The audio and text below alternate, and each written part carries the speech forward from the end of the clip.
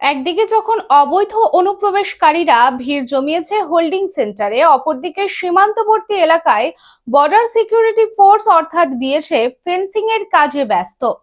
জনবিন্যাস পরিবর্তন রুখতে অনুপ্রবেশ সম্পূর্ণভাবে বন্ধ করতে চায় সরকার। এর মধ্যে আগামী 15 জুন রাজ্যে আসছেন কেন্দ্রীয় স্বরাষ্ট্রমন্ত্রী অমিত শাহ। এদিন সীমান্ত সুরক্ষায় বিএসএফ এর সঙ্গে বৈঠক করবেন তিনি এবং একই সঙ্গে ভারত বাংলাদেশ সীমান্তে বিএসএফ এর কাজ খতিয়ে দেখবেন।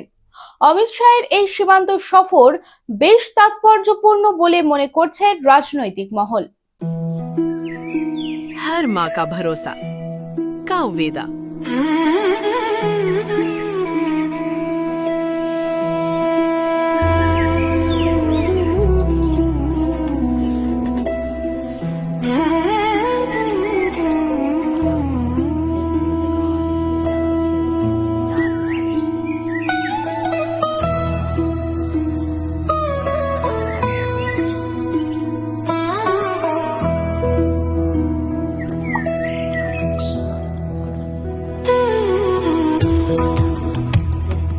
हर जरूरत के लिए हर टाइप का दूध और हर घर के लिए एक ही नाम, कावेदा।